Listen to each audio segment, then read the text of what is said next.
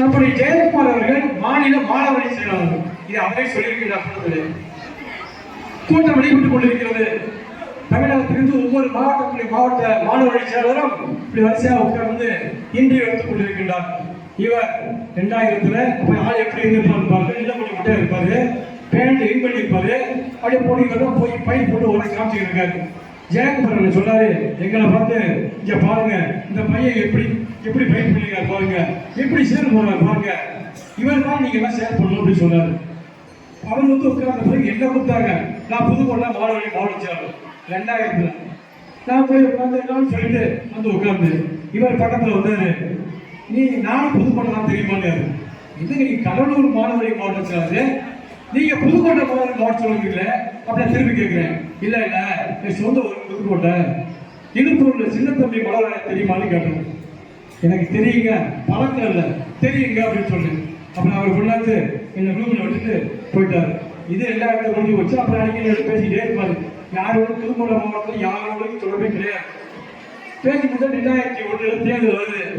தேர்தல் வந்தா அண்ணன் வந்து அமைப்பு சேவை போட்டாச்சு. புலசேரி என்ன மாவட்ட செயலாளர் அண்ணன் வந்து அவர் தான் எப்படி அவரை பக்கம் வந்திருக்காரு. செல்லத்துறை 98 இயக்கத்தை தாங்கி கொடுத்தார்கள் செல்லத்துறை அவர்கள், அவர் என்பதை என்று அவர் காத்துக் கொண்டிருக்கின்றார்கள்.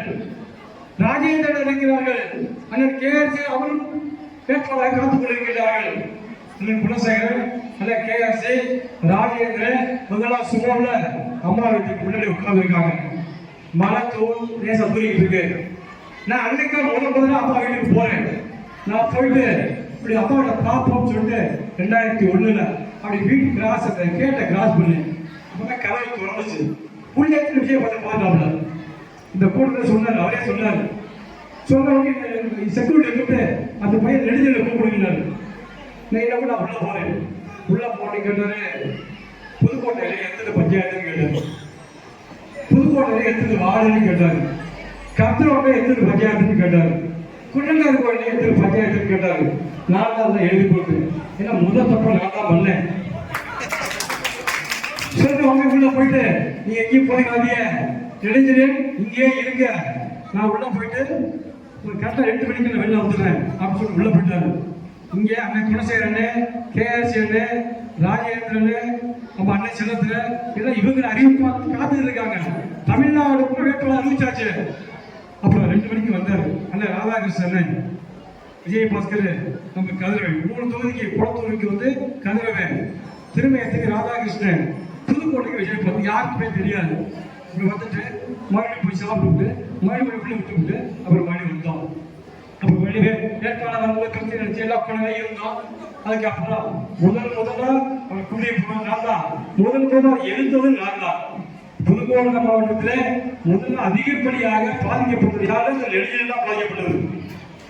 முழுக்க எந்த விதத்திலையும் விடவே கூடாது நினைப்பாப்ல. இப்ப இந்த தேர்தலில் கூட நான் 5 கோடி கொடுத்துட்டேன், பள்ளிக்கட்டை எவ்வளவு கொடுத்தாப்ல எவ்வளவு கேட்டாப்ல அவ்வளோ சொல்லுவாரு. அவருடைய திருப்பணி கேட்டாலும் தெரியல. என்கிட்ட 5 கோடி கேட்டாரு, நான் 10 கோடி கேட்டாரு, 5 கோடி கொடுத்தாச்சு. மறாவது 5 கோடி கொடுக்கலாம். அன்னைக்கு தான் பிஜேபி தொகுதி அறிவிக்கிறாங்க. சரி தொகுதி அறிவிச்சாச்சு, எல்லாம் முடிஞ்சு போச்சு. தொகுதி வேட்பாளர் வேலை செஞ்சு வாங்குற கூப்பிடணுமா இல்லையா? பெரிய ஆஃபீஸர் கூப்பிடுறதே கிடையாது. தம்பிக்கு தெரியல, எல்லா விஷயம் தெரியும். அவர் மேல போயிட்டே இருப்பார். ஏன் என்று சொன்னார், இந்த இயக்கம் வெற்றி பெற வேண்டும், யாராக இருந்தாலும் என்ன வேண்டும். இந்த பதவிகள் சொன்னதை போல திருநாவுக்கரசு, ஆரம்பிராமன், ரயில்வேசாமி கட்சி விட்டு நீக்கிறாங்க. இப்படி இன்னைக்கு விஜயபாஸ்கர் யாரு வேண்டுமானாலும் இந்த இயக்கத்தில் இருக்கலாம். இந்த இயக்கம் தலைவரை நம்பிய இயக்கம் அல்ல. நன்றாக புரிந்துகொள். இந்த இயக்கம் தொழிலை நம்பிய இயக்கம்.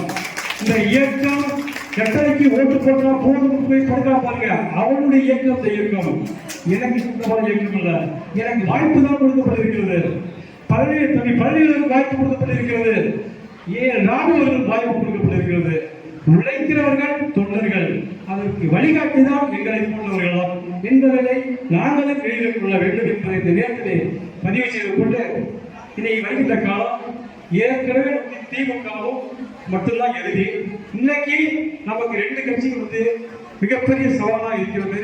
இன்னைக்கு விஜய் வந்து திடீர்னு இன்னைக்கு முதலமைச்சராக புதிய ஒரு கட்சியாக வலுப்பட்டு இருக்கிறாங்க.